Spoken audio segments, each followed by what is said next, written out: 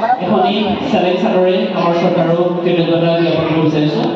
আমাৰ বিপ্লৱ আছে বিপ্লৱক অনুৰোধ জনাইছোঁ এখনি চেলেঞ্জ চাদৰে আমাৰ ধন্যবাদ আৰু কৃতজ্ঞতা জ্ঞাপন কৰিবৰ বাবে।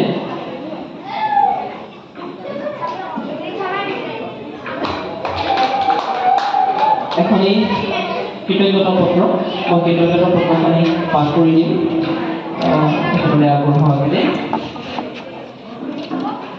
পানবেচা যুৱ সমাজৰ উদ্যোগত আৰু পানবেচাবাসী ৰাইজৰ সহযোগত বহাগ উৎসৱ উদযাপন স্থান পানবেচা বেদিনা ৰংগমঞ্চ তাৰিখ 6 বহাগ 20 এপ্ৰিল দেওবাৰ 2025 চন।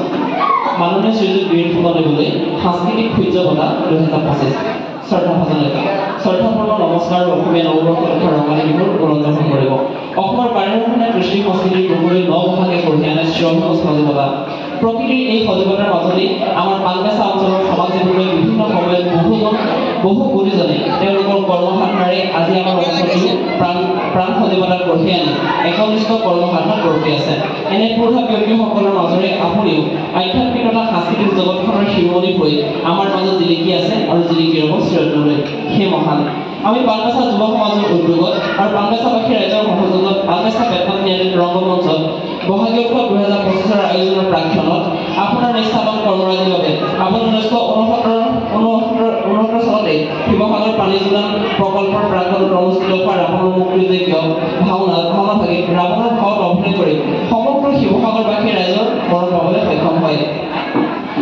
শিৱসাগৰ পানী যোগান প্ৰকল্পত কৰ্মসংস্থাপন প্ৰদান কৰি আপোনাক ভাওনা শিল্পীৰ ৰূপে স্বীকৃতি প্ৰদান কৰিলে। এয়া আমাৰ বাবে গৌৰৱৰ বিষয়। ভাওনা অভিনয় নিৰৱধি যাত্ৰাত সফলতাৰে 2003 চনৰ 22 ফেব্ৰুৱাৰীত ভাৰতৰ ৰাজধানী চহৰ মুম্বাইত অনুষ্ঠিত সকলো ফলিকত ভাওনাত অভিনয় কৰি অসম এছ'চিয়েশ্যন মুম্বাই তথা নামৰ প্ৰতিষ্ঠানটিৰ পৰা বিশেষভাৱে সম্মানিত হৈছিল।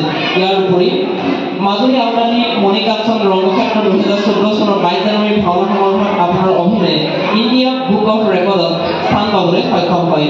সেই মান্যবৰ পৰম্পৰা গুৰুজনাৰ আদৰ্শক শিৰোগত কৰি বৰ্তমানেও আপুনি সমাজৰ সুশৃংখল আধ্যাত্মিক পৰিৱেশ গঢ়িবলৈ ধৰ্মীয় বিভিন্ন অনুষ্ঠানৰ লগতে সৰ্বপ্ৰকাৰে জড়িত হৈ সেৱা আগবঢ়াই আছে।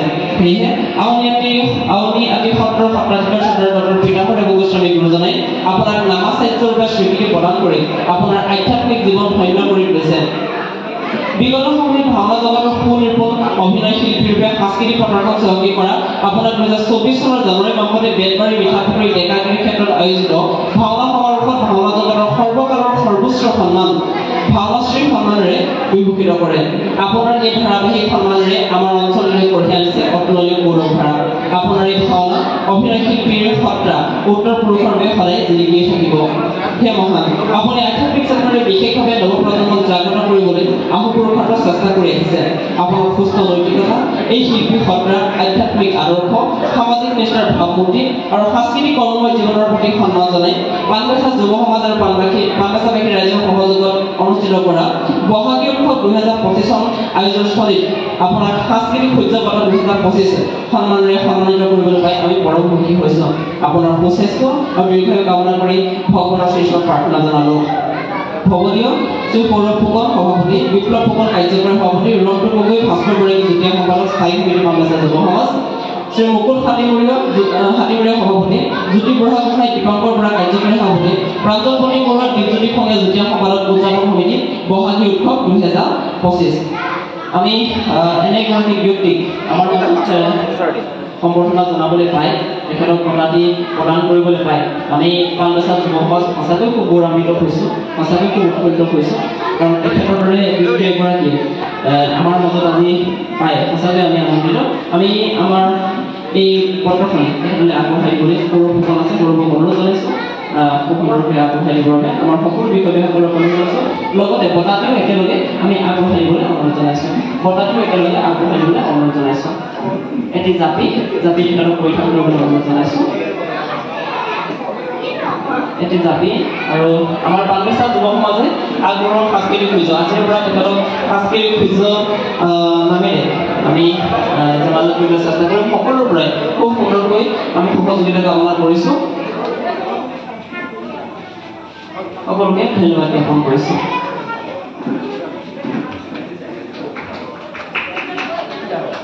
আমি খুব আন্দোলন গ্ৰহণ কৰিবলৈ অনুৰোধ জনাইছোঁ।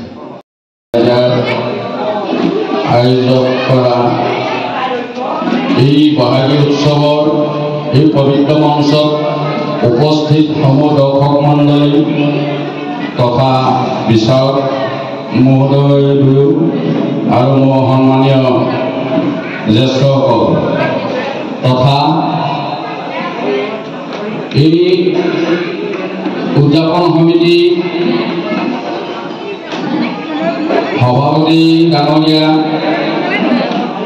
স্থায়ী সমিতিৰ সভাপতি ডাঙৰীয়া তথা বিভিন্ন শিতানত অলংকৃত কৰা সমূহ বিষয়ববীয়া সবাৰ প্ৰতি মোৰ মস্তক ৰাখি মই মোৰ শ্ৰদ্ধাঞ্জলি আৰু ভক্তাঞ্জলি জ্ঞাপন কৰিলোঁ।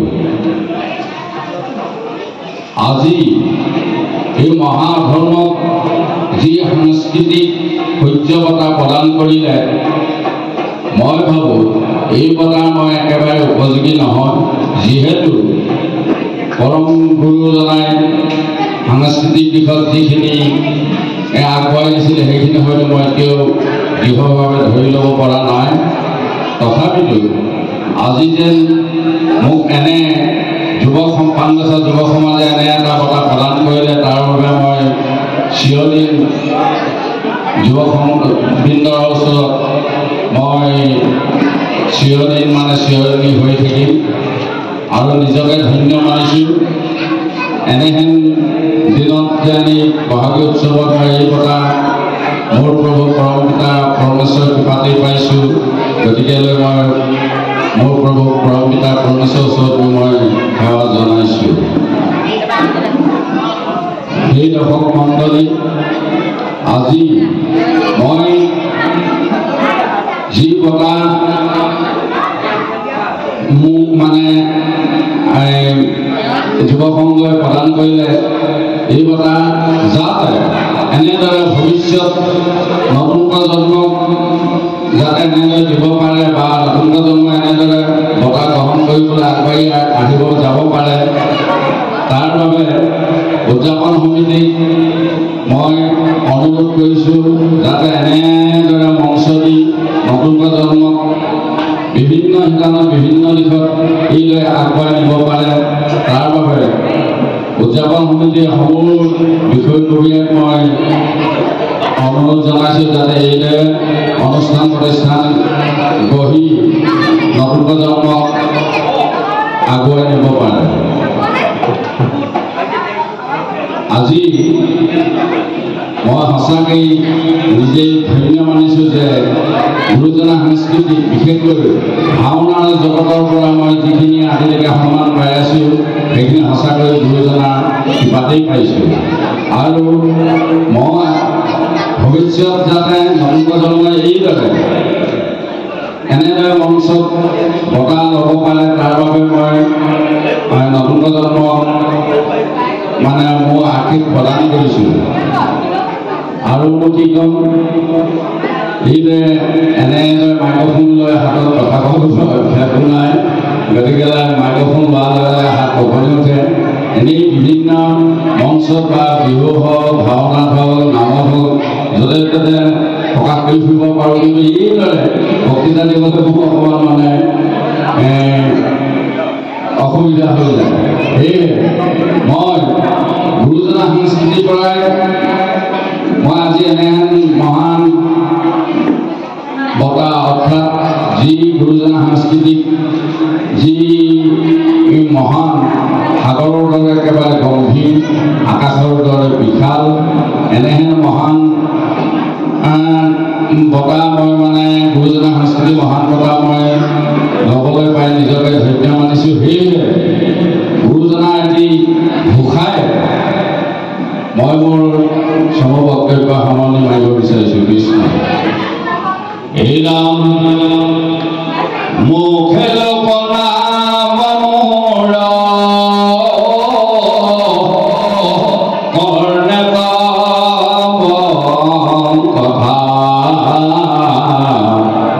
হৃদয়ত পাদ পদ্ম থাকো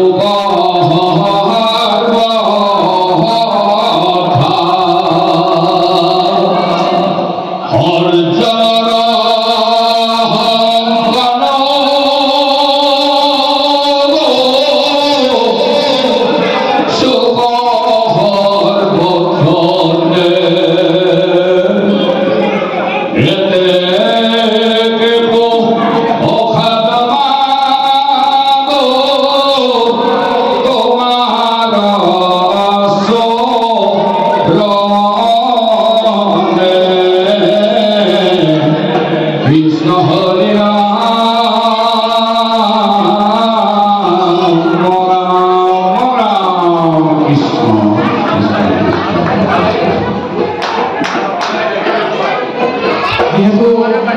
পানবেস্তা যুৱ সমাজৰ পৰা আমাৰ সন্মানীয় শ্ৰদ্ধাৰ শ্ৰীযুত বীৰ ফুকন দেৱলৈ সাংস্কৃতিক উৎসৱত আজি দিনটোত আগবঢ়োৱা হৈছে আৰু আমাৰ সন্মানীয় বীৰ ফুকন দেৱ ভাওনাৰ জৰিয়তে আচলতে তেখেতে চাকৰি পাবলৈ সক্ষম হৈছিলে তেখেতক আমি এটি ভাওনা সংলাপ ৰাইজৰ আগত পৰিৱেশন কৰিবলৈ এইখিনি কথা আমি অনুৰোধ জনাইছোঁ এইখন এতিয়া বিহু মঞ্চ গতিকে ভাওনা সংলাপ প্ৰকাশ কৰিবলৈ অকণমান প্ৰকাশ কৰিলে ভাল হ'ব জানো আৰু যিকি নহওক এতিয়া কৈছে সমিতিয়ে মই যি ভাওনা প্ৰদৰ্শন কৰিয়ে এবাৰ মানে জীৱন সংস্থাপন কৰিছিলোঁ যি ভাওনাৰ জৰিয়তে মই সৰু বম্বেটো কুঠীয়া ষ্টেজত ভাওনা কৰিছিলোঁ সেই ভাওনা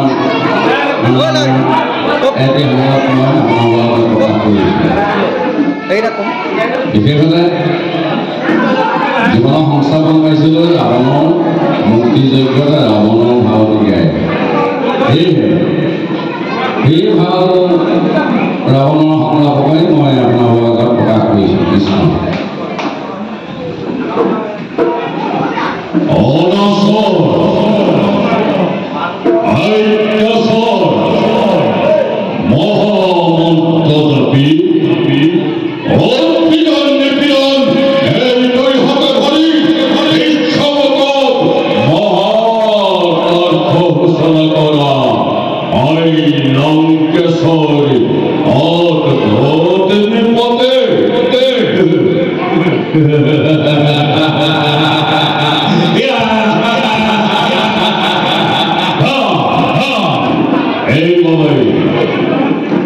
এইভাবে বিশ্ব মানবে অনার্য বর্ষ বলি হীন বলি হেস বলি তাহলে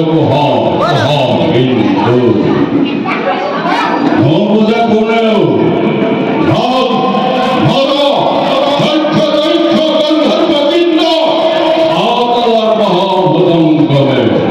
এই উদ্দেশ্যে বলে পরবর্তীসার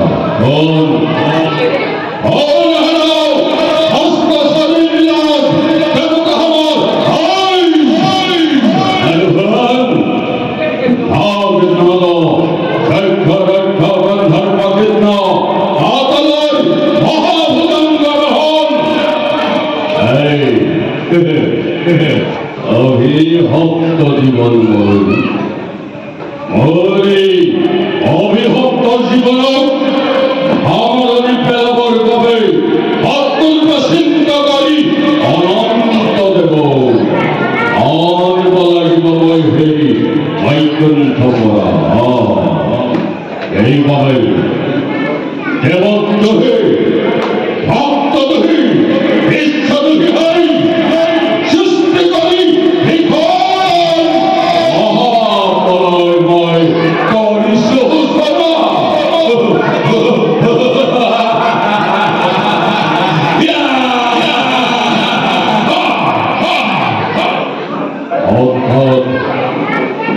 আনন্দ উৎসৱ কিয় কৰি উঠিছে আনন্দ উৎসৱ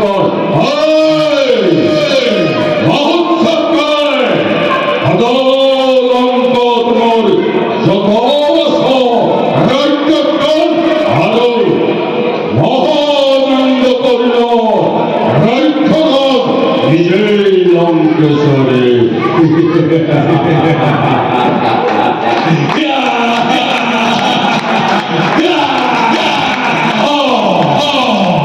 আজি লংকবী আনন্দ লাগি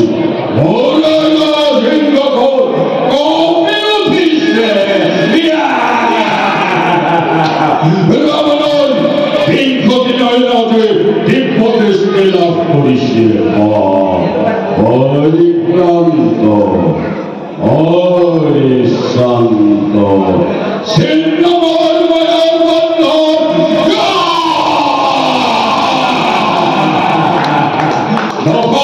মস্তিষ্কৰ ৰাৱণৰ ভাৱনা অৰ্থমেলত